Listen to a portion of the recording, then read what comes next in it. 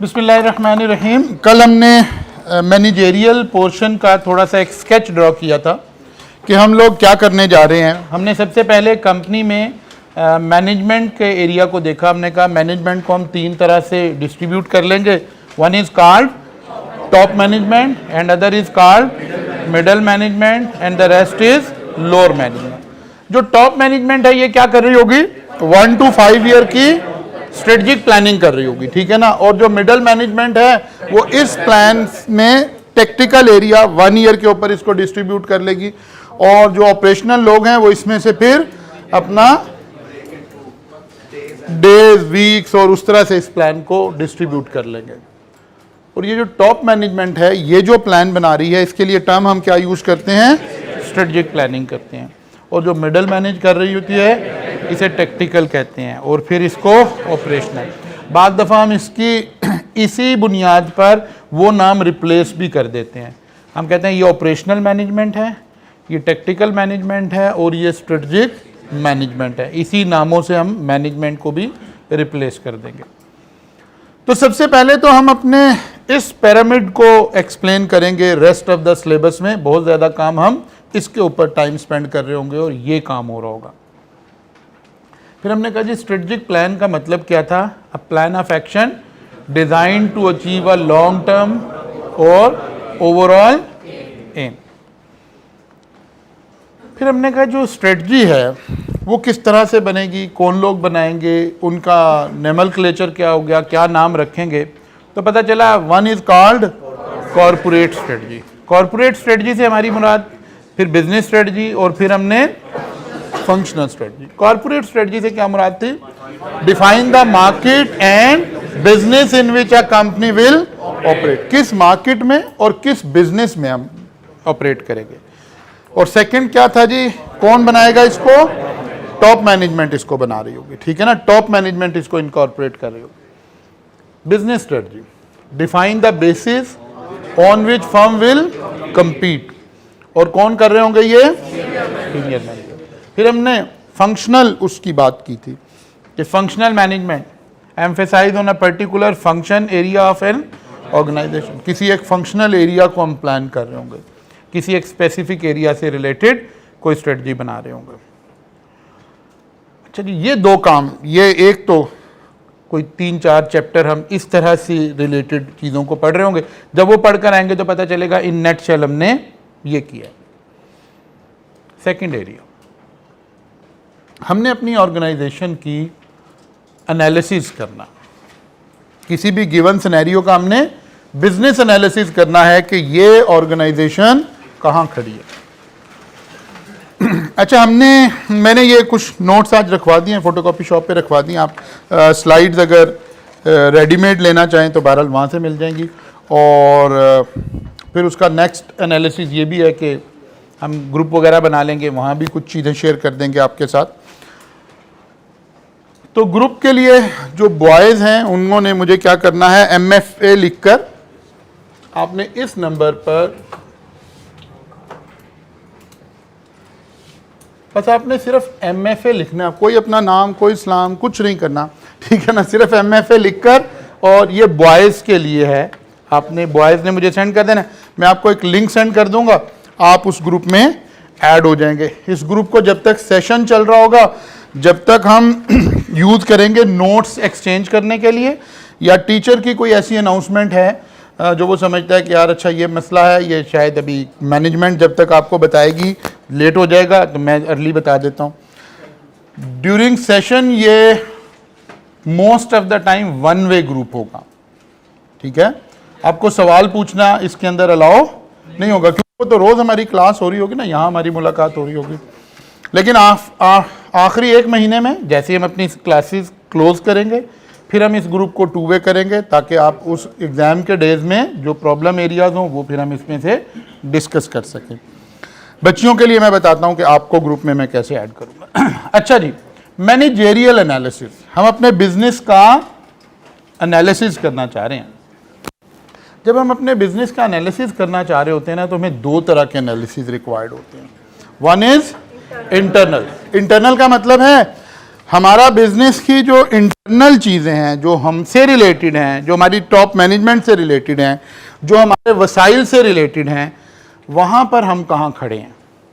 यानी हम अपनी ऑर्गेनाइजेशन का इंटरनल हमारी स्ट्रेंथ्स क्या हैं या इंटरनली हमारी वीकनेसेस क्या हैं। मसलन इसकी क्या एग्जांपल हो सकती है जी। और एक्सटर्नल एनालिसिस, दो एनालिसिस हम करना चाह रहे हैं किसी कंपनी के, ठीक है, किसी इदारे के। एग्जामिनर हमें ये दो एरियाज पढ़ाना चाह रहा है, ये एक चैप्टर और ये एक चैप्टर, लाइक चैप्टर 7 and 8, जो मेन हमारे वाले पोर्शन का 70-80% जहाँ से एग्जाम आना है वो चैप्टर 7 and 8 है। तो आप समझें ये 7 है और ये 8 है। एक चैप्टर हमें पूरा इंटरनल एनालिसिस करना सिखा रहा है और एक चैप्टर हमें एक्सटर्नल एनालिसिस करना सिखा रहा है। मसलन इंटरनल एनालिसिस में जी HR, हमारा ह्यूमन रिसोर्स कैसा है, जाहिर है एक हमारे से रिलेटेड बात है ना, इंटरनल बात है कि जनाब हमारे पास ह्यूमन रिसोर्स कैसा है। कोई ऑर्गेनाइजेशन है जो HR के ऊपर ज़्यादा डिपेंडेंट है, मसलन कोई हॉस्पिटल है तो किस चीज़ पर डिपेंडेंट है, HR के ऊपर, यानी ह्यूमन रिसोर्स के ऊपर। कैसे हमारे पास डॉक्टर्स हैं, हम क्या सर्विस दे सकते हैं, हम क्या सर्विस नहीं दे सकते हैं।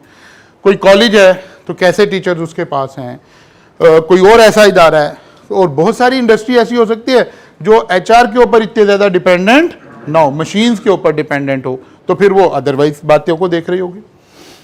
तो HR को हमें एनालिसिस करना पड़ेगा कि हमारा HR कैसा है। टेक्नोलॉजी, कुछ कंपनीज हैं जो टेक्नोलॉजी बेस हैं, उन्हें देखना पड़ेगा कि हम टेक्नोलॉजिकली कितने स्ट्रांग हैं या कितने वीक हैं। लेकिन इस वक्त हम खुद को देख रहे हैं, अपनी कंपनी को देख रहे हैं, इंटरनल एनालिसिस कर रहे हैं। हम बाहर जो हमारे कंपेटिटर हैं उनको नहीं देख रहे, बल्कि अपनी स्ट्रेंथ या अपनी वीकनेसेस देख रहे हैं। मसलन आपका कोई कोक और पेप्सी के मुकाबले में कोई तीसरा ब्रांड का नाम लीजिए ज़रा। नेक्स्ट कोला, चलें जी। और कोई गोरमे, नेक्स्ट कोला, कोई भी कोला नेक्स्ट की एग्जांपल ले लेते हैं।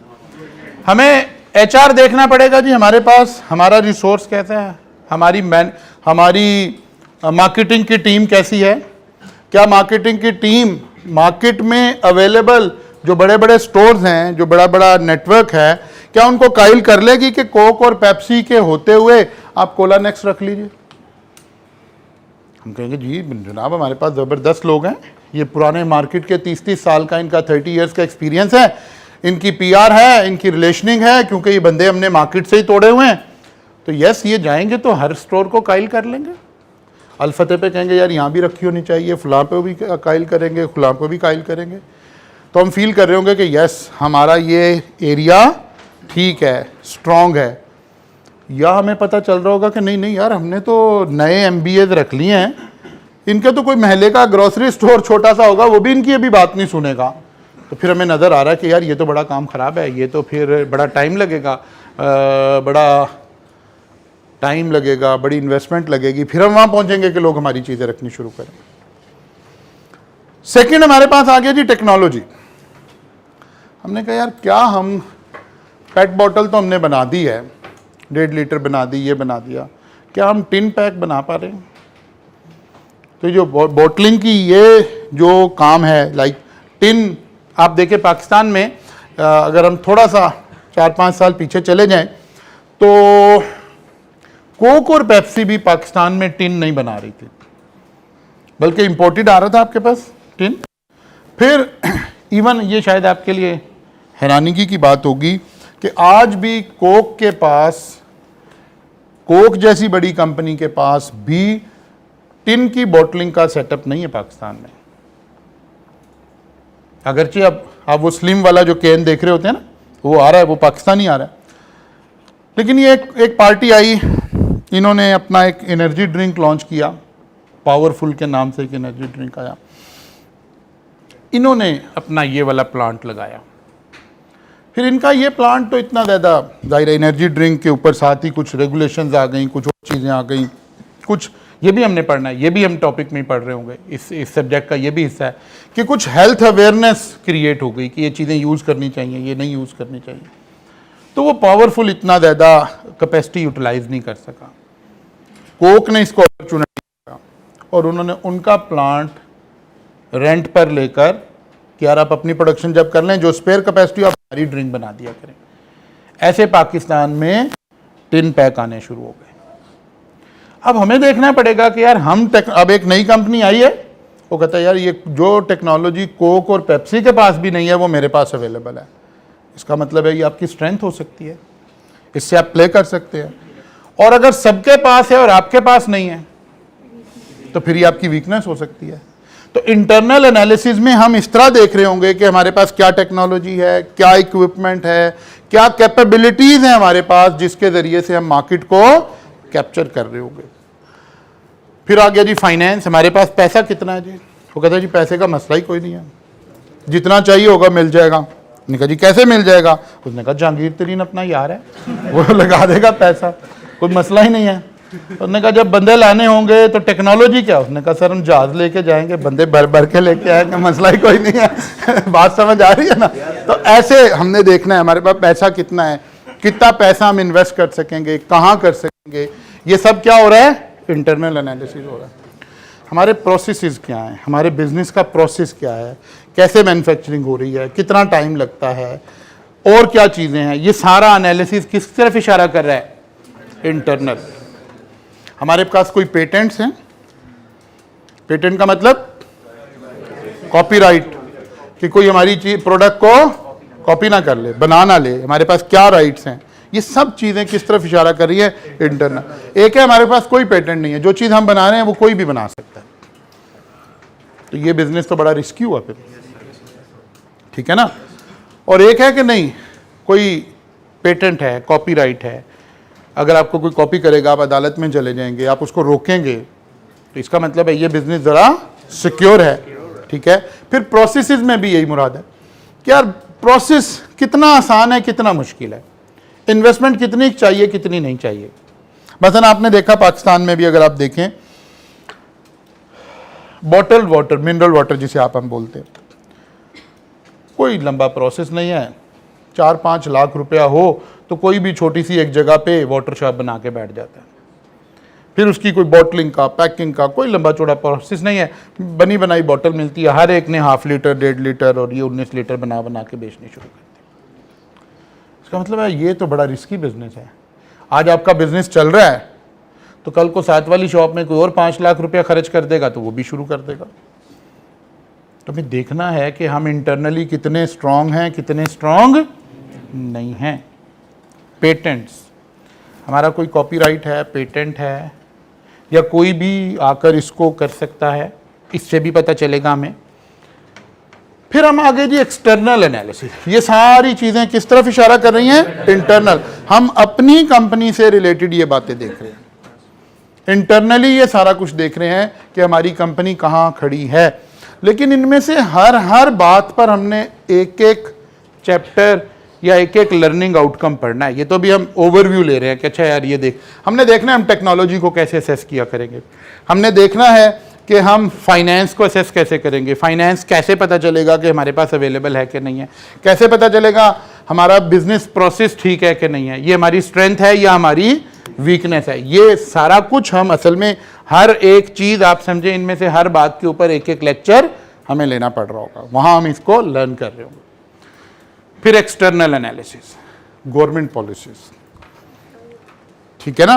तो अनफॉर्चुनेटली चैप्टर 1 से आगाज हो रहा है, चैप्टर 1 गवर्नमेंट पॉलिसीज डिस्कस कर रहा है, लेकिन मैं चैप्टर 1 आपको नहीं पढ़ाऊंगा शुरू में, क्योंकि शुरू में ही आपको मेरे सियासी नजरियात पता चलने शुरू हो जाएंगे, ठीक है ना। इसलिए जब हम थोड़ा सा रिलेशन हमारा बेहतर हो जाएगा एज अ टीचर स्टूडेंट, फिर हम पॉलिटिक्स पे बात कर सकेंगे, ठीक है ना। इसलिए शुरू में नहीं पढ़ाएंगे, हम चैप्टर 2 से शुरू करेंगे, ठीक है ना। तो क्योंकि जाहिर है यहाँ में एज अ सब्जेक्ट पढ़ना है कि गवर्नमेंट की पॉलिसीज का क्या इंपैक्ट आ रहा है मेरे बिजनेस के ऊपर। तो हमें अपने मुल्क में क्योंकि 3 तरह से हुक्मरान आए, बल्कि 4 कैटेगरीज हमें बना लेनी चाहिए। भुट्टो साहब का दौर आ गया, पीपल पार्टी की हुकूमत आ गई, नून लीग की हुकूमत आ गई, पीटीआई की हुकूमत आ गई, और इन सब के ऊपर मार्शल की हुकूमत आती रही, ठीक है ना। हमें इसका मतलब है अब इन हर दौर में हमें नजर आएगा कि यार किसी भी सियासी पार्टी का टिल्ट किधर होता है, वो मेन बिजनेस के एतबार से, हम पॉलिटिकल गुफ्तगू नहीं कर रहे, बिजनेस के एतबार से हम सीखेंगे। पूरा चैप्टर 1 हमें ये सिखा रहा है कि हमने गवर्नमेंट की पॉलिसीज का इंपैक्ट बिजनेसेस के ऊपर कैसे स्टडी करना है, ठीक है ना। तो पता चले यार, नून लीग आती है तो क्या होता है, पीपल पार्टी आती है तो क्या होगा, पीटीआई आती है तो क्या होगा, और जाती है तो क्या होगा, ये मतलब ये सारा कुछ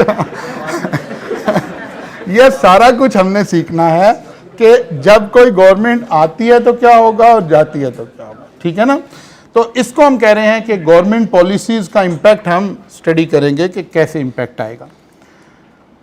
फिर कस्टमर्स का इंपैक्ट कैसे आता है, कस्टमर्स कैसे सोचते हैं, कस्टमर का एनालिसिस करना हो तो हमें क्या चीज़ें देखनी चाहिए, कस्टमर की फ़िलॉसफी क्या है, कस्टमर किन चीज़ों को पसंद कर रहा है, कस्टमर किन चीज़ों को डिसलाइक कर रहा है, किन चीज़ों को लाइक कर रहा है, कब कस्टमर मेरी स्ट्रेंथ हो सकता है और कब कस्टमर मेरी वीकनेस हो सकता है, ठीक है ना। तो ये पूरा एनालिसिस पढ़ेंगे हम, इसके ऊपर पूरी डिटेल आएगी।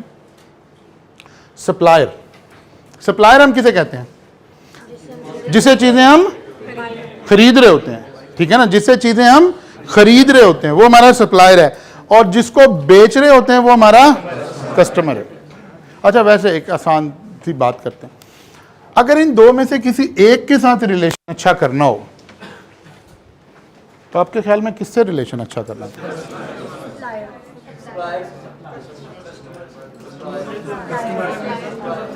हमें किसके नखरे उठाने चाहिए? चले ऐसे आसान कर देते, कस्टमर के, कस्टमर के, क्योंकि कस्टमर से हमें बिजनेस आ रहा है।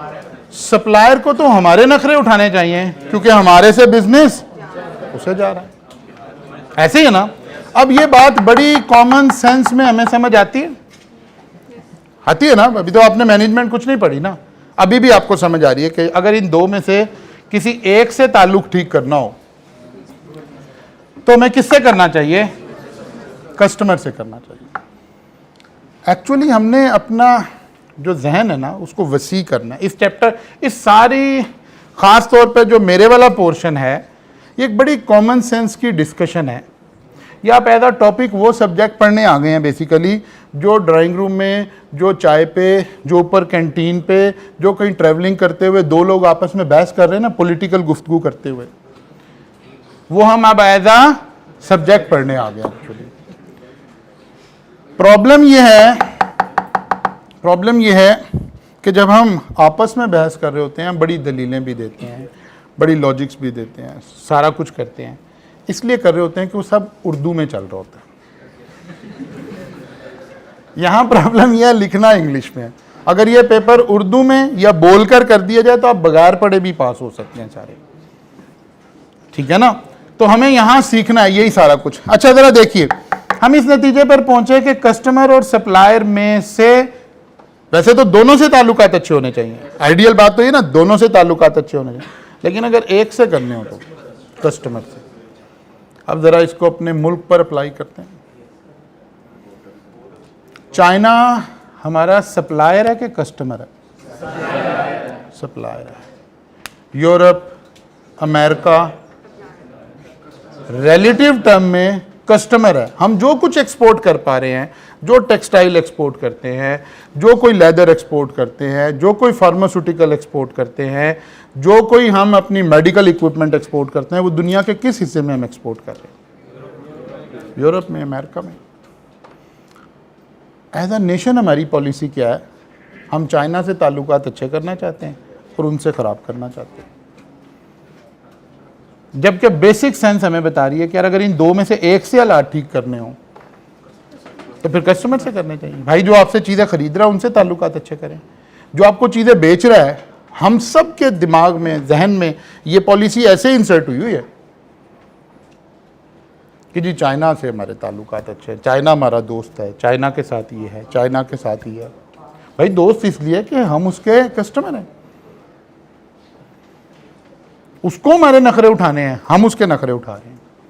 तो एक्चुअली हमने इस तरह से जरा अपने जहन को ओपन करना है, ब्रेन को ओपन करना है, सोचना शुरू करना है, दिमाग ने सोचना शुरू करना है इस सारे पोर्शन में। अच्छा जी, इकोनॉमिक कंडीशन, हमारे बिजनेसेस पर इकोनॉमिक कंडीशन का क्या इंपैक्ट आएगा। अगर इकोनॉमी ग्रो कर रही होगी तो इंपैक्ट क्या आएगा, और अगर इकोनॉमी श्रिंक कर रही हो तो क्या आएगा। ठीक है ना, ये चीजें एनालिसिस करना। राइवल्स, राइवल्स किसको कह रहे हैं, कंपेटिटर को। कंपेटिटर की कंडीशन क्या है, हम कहाँ खड़े हैं, कंपेटिटर कहाँ खड़ा है, ये देखना पड़ेगा ना किसी भी बिजनेसमैन को, अगर वो चाहता है कि एक एनालिसिस करे, ये सारा काम करे। तो ये चंद मोटी मोटी बातें लिखी हैं हमने, जिसको हम असल में सीखने जा रहे हैं, जिसको हम लेने जा रहे हैं। अब हुआ क्या, दुनिया में मैनेजमेंट जाहिर एक सब्जेक्ट था, तो हर आदमी ने अपने जहन से इन बातों को एवेल्युएट करना शुरू किया कि यार ऐसे देखते हैं, ऐसे देखते हैं, ये अपनी अपनी इख्तरा हो सकती है। जैसे अभी मैंने कहा कि यार अगर हमें चाइना और अमेरिका को देखना हो, तो अगर मैं इकोनॉमिक्स के हिसाब से देखूं तो मैं फ़ौरन देखूंगा इनमें से कौन मेरा कस्टमर है और किसका मैं कस्टमर हूं, तो मैं ऐसे सोच रहा हूँ। अब ये सोच का एक अंदाज हो सकता है, बिल्कुल गलत भी हो सकता है। इसको ये तो नहीं कहा जा सकता कि मैं जो सोच रहा हूँ यही बिल्कुल ठीक है। ये बिल्कुल कोई दूसरा बंदा है, वो कहता है नहीं नहीं सर ऐसे थोड़ा है, इसको नहीं ऐसे सोचना है, इसको बिल्कुल ठीक है। अब हुआ क्या, दुनिया में जो बड़े बड़े टीचर्स थे, जो बड़े बड़े मैनेजमेंट पढ़ाने वाले इदारों में पढ़ा रहे थे, उन लोगों ने अपनी राय, जैसे मैं अपनी राय दे रहा हूँ ना, तो लेकिन मैं तो एक पाकिस्तान में खड़ा है, थर्ड वर्ल्ड में खड़ा है, एक बात कर रहा हूँ, इसकी वैल्यू नहीं आएगी। लेकिन यही बातें जब हार्वर्ड में खड़े होकर एक हार्वर्ड यूनिवर्सिटी का प्रोफेसर कर रहा है, तो उसने कहा हाँ हाँ यही ठीक कह रहा है। वो एज अ मॉडल मशहूर हो गया, बिजनेस मॉडल मशहूर हो गया। मसलन porter is a very famous economist, जिसने यही बातें की ऐसे खड़े होकर क्लासेस के अंदर, वो एक मॉडल बन गया। अब हम उसको पढ़ रहे होंगे, फिर ऐसे दसियों लोग होंगे, दसियों ये बड़े बड़े प्रोफेसर होंगे, जिनकी राय को अब हम एज अ सिलेबस पढ़ रहे होंगे। इसका मतलब ये हुआ, ये दो काम जो हम कर रहे थे, internal analysis and external analysis, इसके अंदर हम पढ़ क्या रहे हैं, क्या बातें हमारे बिजनेस की फेवर में है। कैसे, इंटरनली, जी हमारा एचआर बड़ा स्ट्रांग है, जी हमारे पास पैसा बहुत ज्यादा है, जी फलां है, जी कुछ बातें हमारी फेवरेबल होंगी, कुछ हमारी अनफेवरेबल होंगी। ठीक है ना, ये एनालिसिस करना, इसीलिए हम क्या पढ़ रहे हैं, मैनेजेरियल एनालिसिस। अच्छा जी, हमने देखना है फेवरेबल क्या है और अनफेवरेबल क्या है। अच्छा जी, अब पढ़ना कैसे है, मेरी राय पढ़नी है, आपकी राय पढ़नी है, नहीं नहीं ऐसे नहीं पढ़ना, बल्कि वही दुनिया में जो बड़े बड़े लोगों ने एनालिसिस करना सिखाया है उसको लेकर चल रहे होंगे। मसलन internal analysis, external analysis. Internal analysis में हम कैपेबिलिटीज़ को, हमारी सलाहियतों को एनालिसिस करने के कुछ मॉडल्स हमारे पास अवेलेबल हो गए। ये एक मैनेजमेंट कंसल्टेंसी फर्म थी BCG, इसने हमें इंटरनल एनालिसिस करना सिखाया। वो मशहूर हो गया क्योंकि लीडिंग फर्म थी। जैसे फर्गूसन कोई काम करे तो वो मशहूर हो जाएगा, ऐसे ही आ गया। वैल्यू चेन एक एनालिसिस आ गया। एथिक्स के लेवल के ऊपर कुछ एनालिसिस करना, ये डिफरेंट बड़े बड़े मैनेजमेंट अकाउंटेंट ने जो फिलॉसफीज दी हैं, अब हम उसको पढ़ रहे होंगे। इंटरनल एनालिसिस हम इन बुनियादों पर इन लोगों की आंख से कर रहे होंगे, हम अपनी आंख से इंटरनल एनालिसिस नहीं कर रहे होंगे। कि जी BCG वालों ने, बोस्टन कंसल्टेंट वालों ने क्या कहा कि यार ये 4 बातें देख लें, तो बस हम वो 4 बातें देखना सीख रहे होंगे। क्लियर होगी बात? ये 4 तरीके हम सीखेंगे, किसके लिए, इंटरनल के लिए। और एक्सटर्नल के लिए एक पेस्टल एनालिसिस है, एक पोर्टर 5 फोर्सेस है। ठीक है, इन 2 के जरिए से हम मेन एक्सटर्नल एनालिसिस सीखेंगे। अब अगर जरा देखें 1 2 3 4 5 PESTE, chapter 1, chapter 2, chapter 3, chapter 4, chapter 5, chapter 6। असल में पहले 6 चैप्टर में हम पेस्टल सीख रहे हैं। पेस्टल का P बता रहा है पॉलिटिकल, तो वहां पढ़ेंगे जी पॉलिटिकल एनालिसिस कैसे करना है। पेस्टल का E बता रहा है इकोनॉमिक कंडीशन को कैसे देखना है, तो चैप्टर 2 बताएगा इकोनॉमिक कंडीशन को कैसे एवेल्युएट करना है। ऐसे चलते चलते चलते चलते, ठीक है ना। T बता रहा है टेक्नोलॉजी को कैसे देखना है। ऐसे हम चीज़ों को देख रहे होंगे। तो पहले 6 चैप्टर इस एक लफ्ज़ के ऊपर हमारे सिलेबस में आ रहे हैं पेस्टल एनालिसिस। फिर पोर्टर ने कहा कि यार नहीं, ये पोर्टर एक लिविंग प्रोफेसर है, हम इसकी बहुत सारी वीडियोस आपसे शेयर करेंगे, बहुत सारा इसको डायरेक्ट हम पोर्टर एनालिसिस आप मेरे से भी पढ़ेंगे, यानी मैं ही हेल्प आपको ऐसे करूंगा, मैं खुद भी पोर्टर आपको पढ़ा रहा हूँ, फिर मैं आपको पोर्टर के रेलिवेंट वीडियोस दूंगा जहां पोर्टर खुद एक्सप्लेन कर रहा है बैठा हुआ कि यार ये वाला काम कैसे होता है। जब हम जाया करते थे, अब आजकल तो नहीं जा रहे, बल्कि अब शायद आजकल फिर एक कॉन्ट्रैक्ट साइन हो रहा है हमारा मॉरिशस के अंदर। हम इंग्लैंड का एक कॉलेज था, उसके और हमारे कोलैबोरेशन से मॉरिशस के अंदर हम ACCA पढ़ाते थे। तो वहाँ पर मैंने और पोर्टर ने मिलकर कई दफ़ा ये कॉन्फ्रेंसेस की हुई हैं। ये क्योंकि एक लिविंग लेजेंड है, ये इसका मॉडल इतना मशहूर हो गया, ये दुनिया में जाके अपने ही मॉडल की कॉन्फ्रेंसेस करता है। तो मॉरिशस के अंदर जो पहली पोर्टर कॉन्फ्रेंस हुई थी वो हमारे उस कॉलेज और हमने मिलकर की थी, तो वहाँ हमने इसको मतलब ऐसे लॉन्च किया और ऐसे सारा कुछ हुआ। तो ऐसा बहुत सारा कंटेंट मैं आपको प्रोवाइड करूंगा कि जिस बंदे का मॉडल है उसी की ज़बान से उसको पढ़िए, उसी की ज़बान से देखिए वो ये क्या कहना चाह रहा है कि कैसे एनालिसिस करना है हमने। पोर्टर कहता है अगर आपने एक्सटर्नल एनालिसिस करना हो तो आपको 5 एरियाज देखने चाहिए।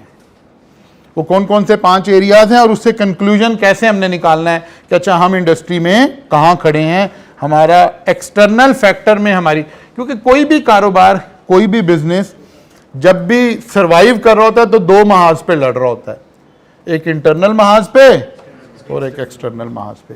तो इस सारा पहले 9 चैप्टर तक जो हमने पढ़ना है ये उस सारे की समरी है।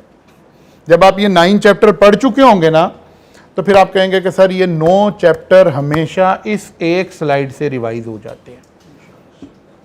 तो ये बेसिकली एग्जाम से पहले जहां से आप रिवीजन करेंगे ना, मैंने वहां से पढ़ाना शुरू किया आपको, बिकॉज जब तक हमें इस सब्जेक्ट का स्केच नहीं समझ आएगा ना, वैसे तो अल्हम्दुलिल्लाह आप में से किसी ने ऐसा किया ही नहीं होगा, लेकिन अगर किसी ने MFA की बुक ओपन की हो ना क्लास पढ़ने से पहले, तो उसे मैंने इसीलिए कहा कि अल्हम्दुलिल्लाह ऐसा कोई बच्चा नज़र नहीं आएगा यहाँ क्लास में, आप तो पेपर तक नहीं ओपन करते, तो ये तो मैं पहले की बात, तो आपको कुछ समझ ना आता कि किताब क्या लिखी हुई है।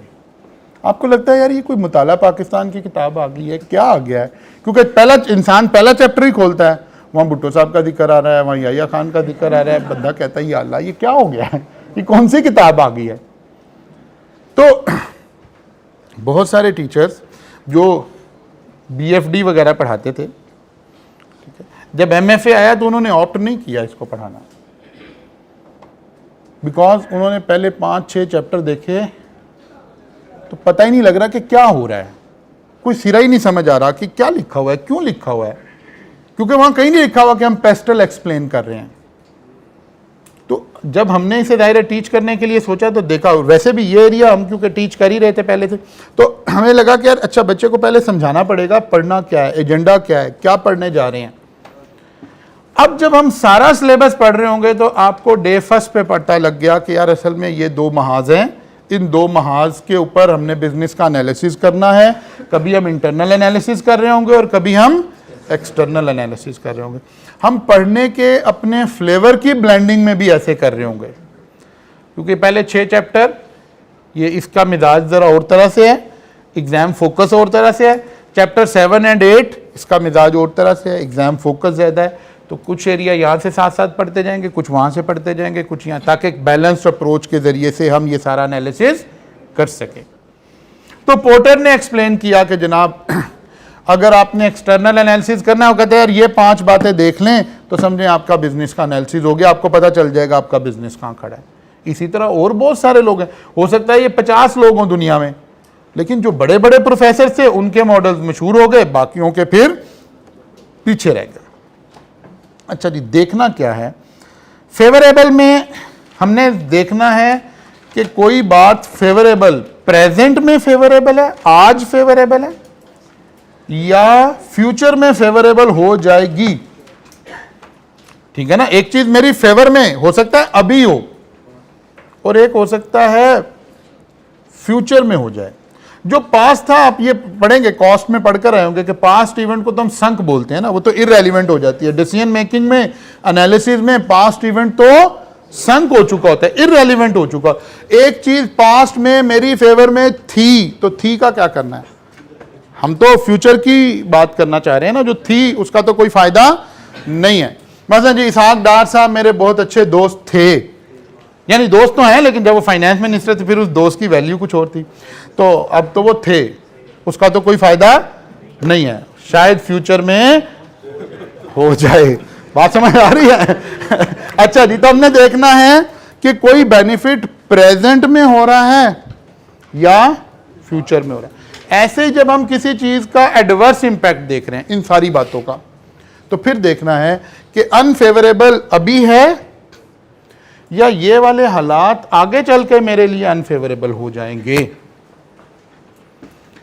एनालिसिस असल में इस चीज का नाम है।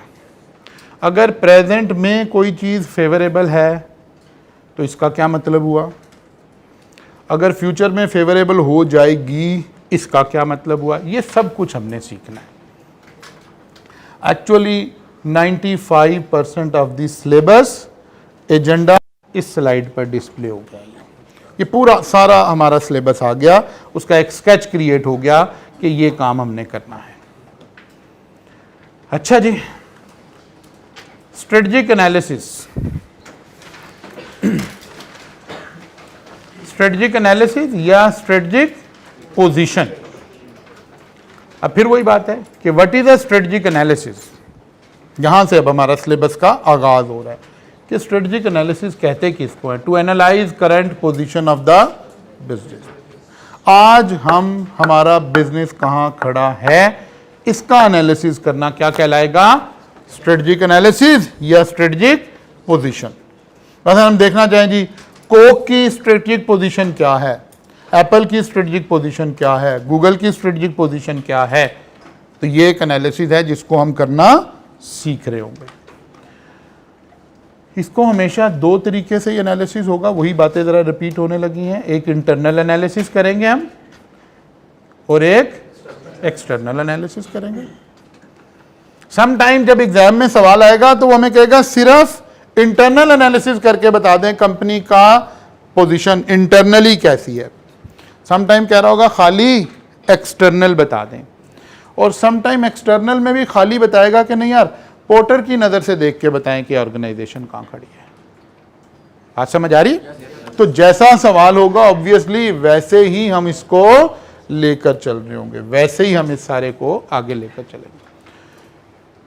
इंटरनल एनालिसिस में हमारे पास मॉडल्स क्या हैं? एक पोर्टर का एक और है पोर्टर वैल्यू चेन या रिसोर्स मॉडल। ये डिफरेंट मॉडल्स हैं जो भी हम आगे चलकर सबके ऊपर जाहिर है 2-2, 3-3 लेक्चर आ रहे होंगे और हम ये लर्न कर रहे होंगे।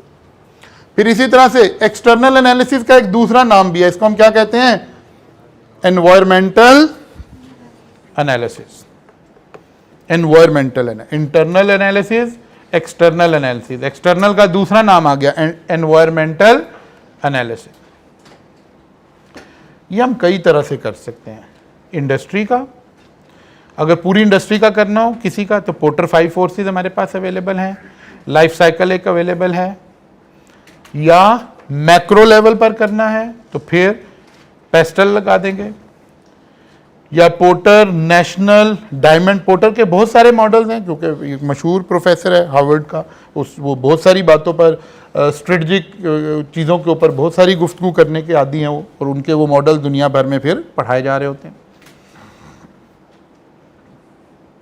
जब एग्जामिनर ये कहेगा कि इंटरनल एनालिसिस करे तो इसका मतलब है हम इनमें से कोई मॉडल लगाकर उसको एनालिसिस करके बता रहे होंगे। ये मॉडल्स हमें बताएंगे वो सारी बातें जो भी हम सीख कर आए हैं पीछे, कि एचआर पे बात करनी है, फाइनेंस पे बात करनी है, हमने फलां चीज़ देखनी है। ये मॉडल्स फिर हमें बताएंगे कि कौन कौन सी बात को कैसे एवेल्यूएट करना है। इंटरनल एनालिसिस कर दें जी, ओके। एक्सटर्नल एनालिसिस कर दें जी, ओके।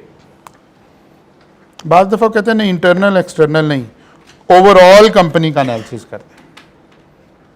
बाज़ दफ़ा एग्जामिनर क्या कह रहा होगा?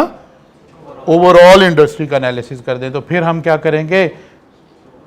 शॉर्ट एनालिसिस कर दें। अब एक्चुअली ये हमने फन सीखना है सारा कि भाई कब पता चलेगा इंटरनल एनालिसिस करना है, कब पता चलेगा कि एक्सटर्नल करना है, और कब पता चलेगा कि हमने SWOT एनालिसिस करना है, यानी strength, weaknesses, opportunities and threats. यानी किसी और, ये ओवरऑल सारी ऑर्गेनाइजेशन को देखने का तरीका है कि किसी ऑर्गेनाइजेशन की स्ट्रेंथ्स क्या हैं, उसकी वीकनेसेस क्या हैं, अपॉर्चुनिटीज क्या हैं और थ्रेट्स क्या हैं। इसको हम कहते हैं SWOT एनालिसिस। तो एनालिसिस के एतबार से ऐसे हमने इन एरियाज को रीड करना है। इन एरियाज के अंदर 1 by 1, जब नेक्स्ट वीक में आएंगे तो 1 by 1 सारे एरियाज के अंदर हम जाना शुरू करेंगे इंशाल्लाह। स्ट्रेटजिक चॉइस, बेनिफिट्स और प्रॉब्लम्स।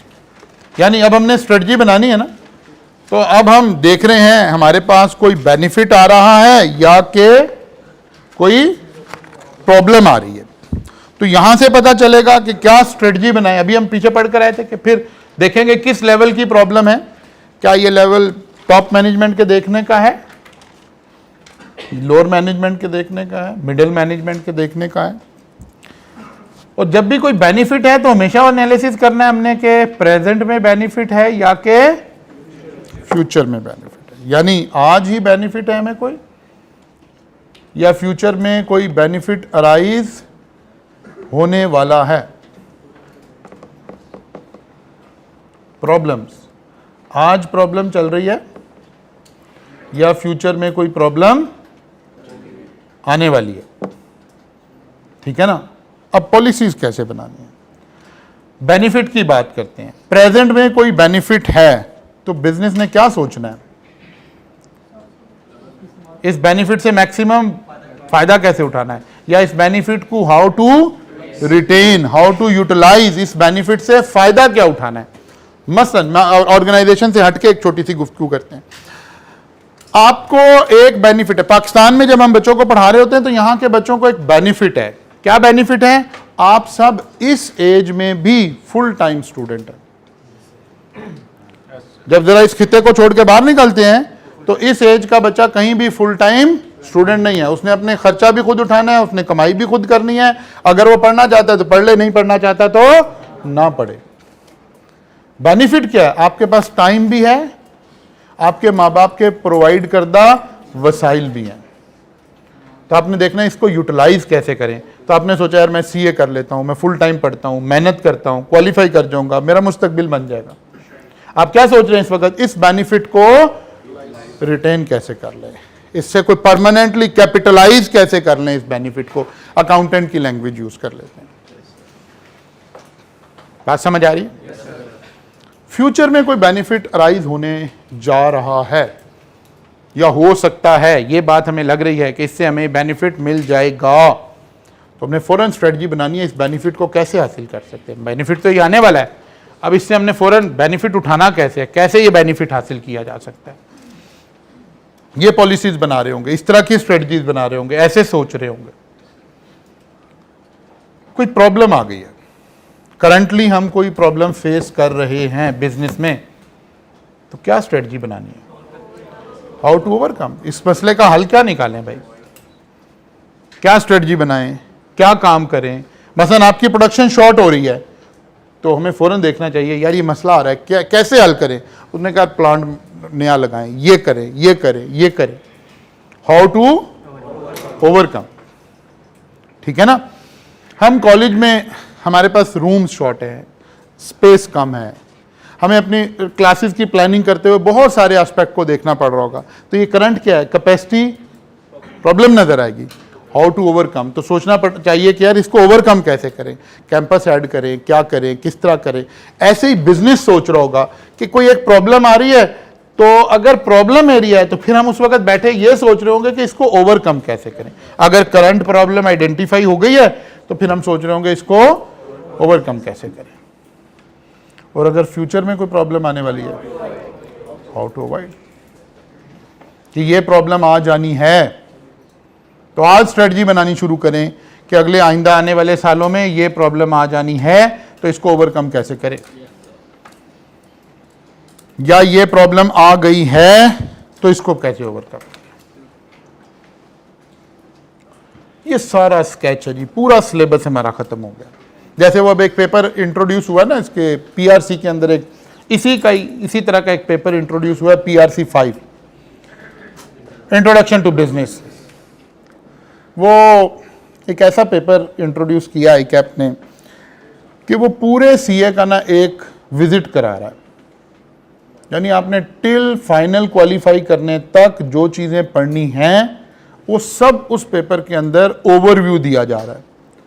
लेकिन वो बच्चे के साथ उस लेवल पर बड़ा ज्यादती हो रही है कि वो बच्चा बेचारा कंफ्यूज है, अच्छा वो टीचर भी बेचारा कंफ्यूज है कि वहाँ हमने अल्फाज बोलने हैं, बताने नहीं हैं।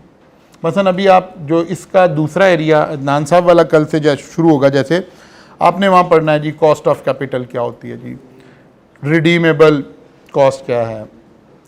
आप उधर सी लॉ में कुछ बच्चे पढ़ रहे हैं या पढ़ेंगे, डिबेंचर क्या है, क्यूमुलेटिव डिबेंचर क्या है, नॉन क्यूमुलेटिव डिबेंचर क्या है। यहाँ अदनान साहब वाले एरिया में एक आप कैलकुलेशन करेंगे कूपन रेट, एक कैलकुलेशन करेंगे weighted average cost of capital. अब यहाँ अदनान साहब के पास ये ऑप्शन है, वो आपको कॉन्सेप्ट देंगे फिर उसको कैलकुलेट करना सिखाएंगे, तो आपको समझ आ जाएगी ये बात हो रही है। उस बच्चे को सिर्फ बताना है कि वेटेड एवरेज भी कोई चीज़ होती है। अब जाहिर है उसे पढ़ाएं, वो पीआरसी के बच्चे को ना वो पढ़ाने के काबिल ना बताएं, उसे बताना है कूपन रेट भी एक चीज़ है, रिस्क मैनेजमेंट भी एक चीज़ है। तो वो एक ओवरव्यू ऐसे चल रहा है। ये यहाँ तक की स्लाइड ये हमारे पूरे सिलेबस का एक विजिट था कि ये एक सिलेबस है, ये होने जा रहा है। फिर हम कोई एक और एग्जांपल ले लेते हैं बिजनेस से रिलेटेड। हमें लग रहा है कि एक गवर्नमेंट आ गई है और इस गवर्नमेंट का मेन फोकस ये होगा कि यार मुल्की इंडस्ट्री को बेहतर किया जाए, इसको सपोर्ट किया जाए।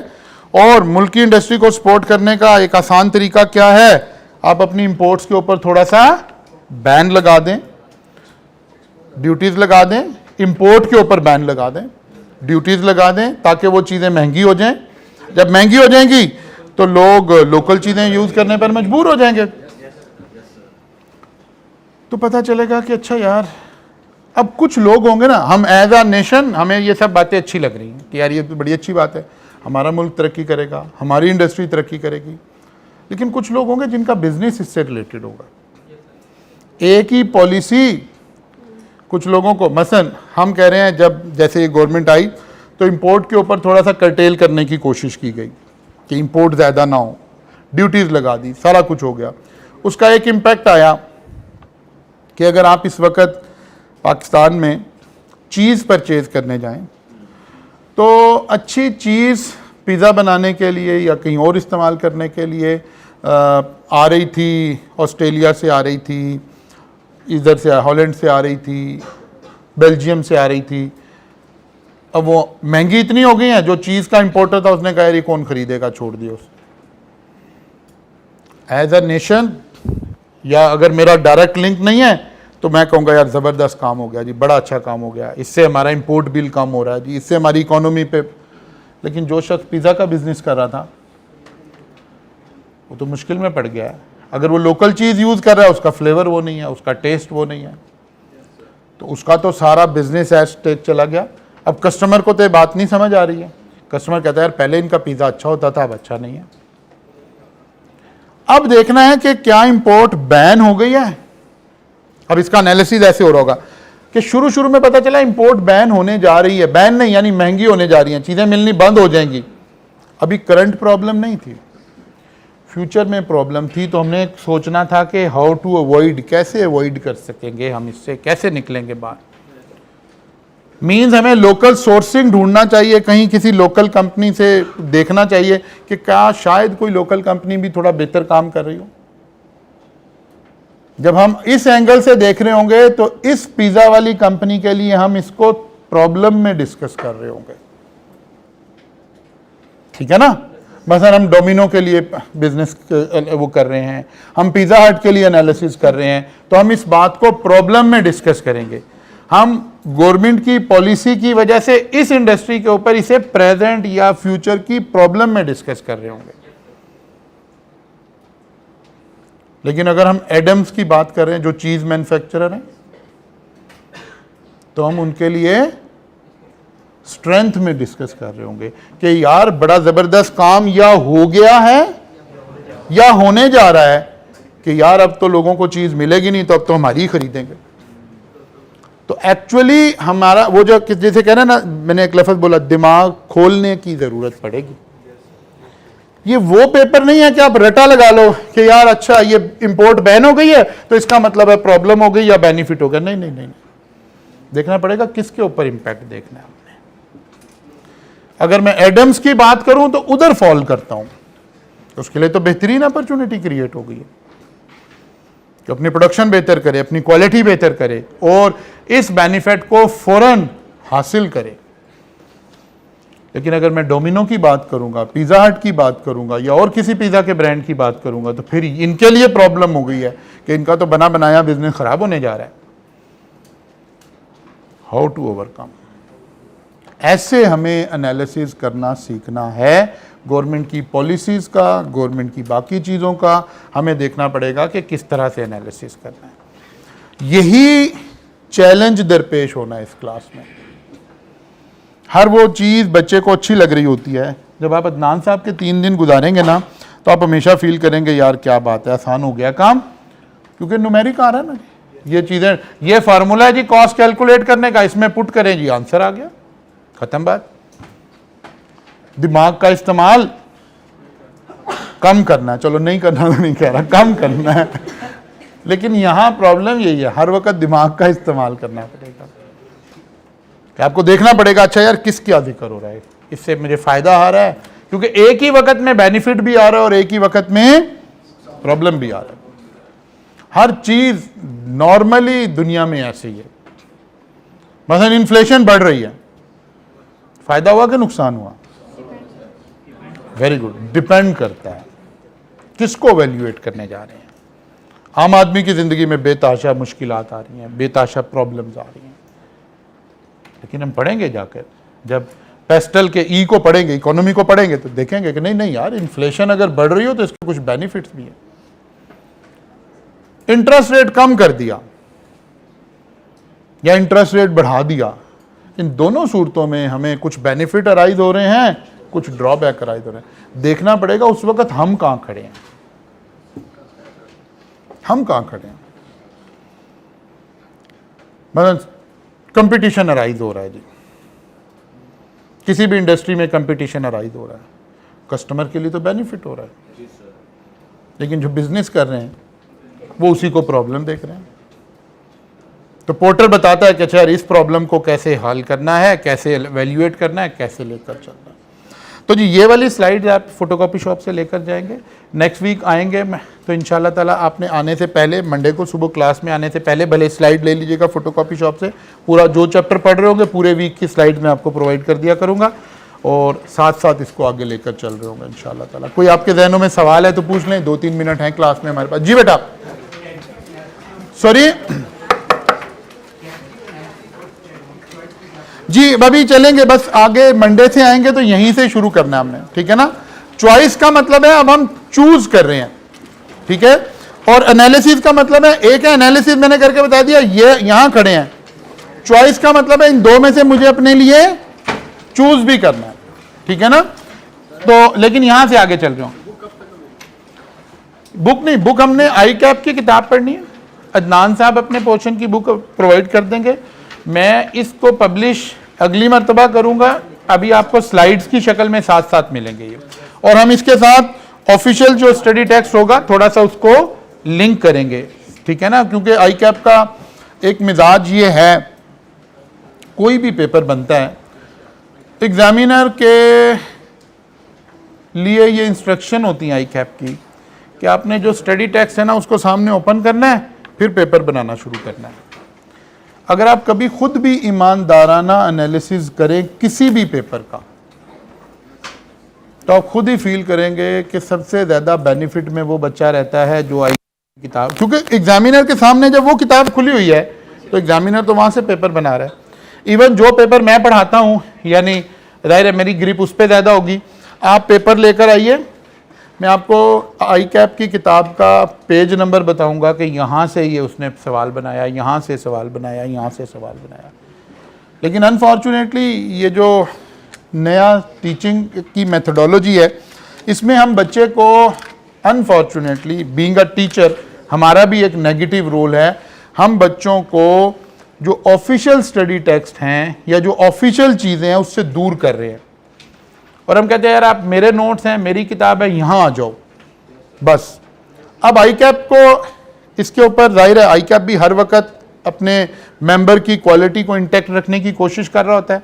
मसलन अभी पिछले वीक में प्रेसिडेंट आए हुए थे, हमारा कौंसल सारी आई हुई थी, यहाँ हमारी कुछ मीटिंग्स हुई आईकैप में, तो एक मेंबर ने यही एतराज़ किया, उसने मतलब ऑफिशियली मीटिंग में बैठकर उसने बात कही।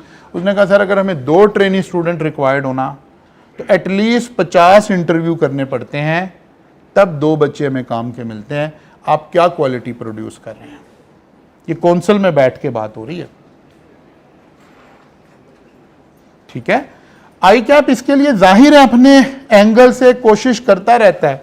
जैसे अभी रिसेंटली उसने एक पॉलिसी बनाई FAR 1 का ओपन बुक करना, ये इसी तरफ इशारा है कि भाई आप ऑफिशियल जो टेक्स्ट हैं उनको पढ़ेंगे, ऑफिशियल जो किताबें हैं उनको पढ़ेंगे, खाली नोट्स और पावर पॉइंट स्लाइड से नॉलेज नहीं। ये नॉलेज लेने का, सीखने का तरीका है, पढ़ने का तरीका हमेशा ओरिजिनल टेक्स्ट हैं, हमेशा ओरिजिनल किताबें हैं।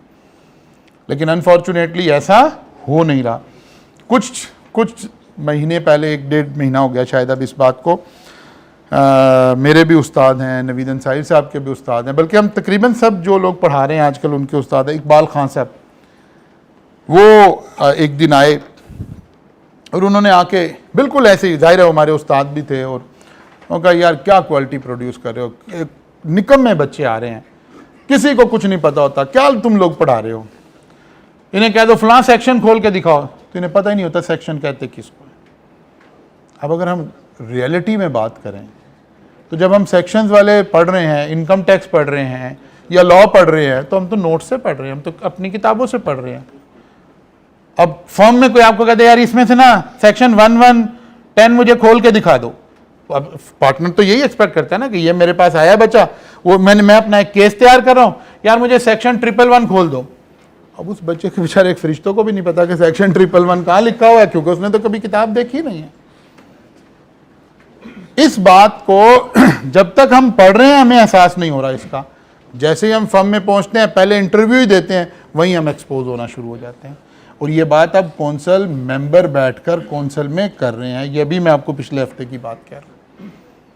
तो अगर यार 2 बच्चे रखने हो तो हमें 50 इंटरव्यू करने पड़ रहे हैं, आप क्या क्वालिटी प्रोड्यूस कर रहे हैं। फिर बच्चों की सॉफ्ट स्किल के ऊपर भी वहाँ एतराज़ उठा कि जी बच्चे की ना कोई पर्सनैलिटी है, ना बच्चे को किसी बात का पता है, वो इंटरव्यू देने आ गया, कहाँ जाएं हम। जाहिर है वहाँ कौंसल में हम इस तरह की बातें कर रहे होते हैं ना, वहाँ से पॉलिसी फ्रेम आउट हो रही होती है, वहाँ से सारी चीज़ें फ्रेम आउट हो रही होती हैं। IT स्किल्स के ऊपर भी एतराज़ उठा है कि IT स्किल्स जो हैं वो बच्चे की अच्छी नहीं है। तो फिर इसका तो उन्होंने जवाब दिया, उन्होंने कहा जो नया कोर्सेज आए हैं इससे कुछ थोड़ा सा इंप्रूवमेंट आएगी, फुला होगा, दिमाग होगा। तो हमें असल में सब कुछ सीखना है। जाहिर है आपने एक प्रोफेशनल इंसान बनना है, ये खाली पेपर पास नहीं करने, हमने पेपर तो पास होने ही होने हैं, इसके साथ हमें कहीं पे नॉलेज के साथ दोस्ती लगानी है। हमें किताब पढ़ने की आदत बहरहाल इस्टेब्लिश करनी चाहिए। लाइक कम से कम अकाउंटिंग स्टैंडर्ड हमें ओरिजिनल बुक से पढ़ने आने चाहिए, ऑडिटिंग स्टैंडर्ड हमें ओरिजिनल ऑडिटिंग स्टैंडर्ड पढ़ने आने चाहिए, एटलीस्ट इनकम टैक्स ऑर्डिनेंस हमें ओरिजिनल स्टैंडर्ड पढ़ना आना चाहिए, ओरिजिनल ऑर्डिनेंस, ओरिजिनल एक्ट पढ़ना आना चाहिए। अगर ये हमें नहीं आ रहा तो फिर यकीनन आगे जाके हमारे लिए थोड़े से चैलेंजेस पेश आएंगे। मंडे को मुलाकात होगी जी इंशाल्लाह, यहाँ से आगे चलेंगे।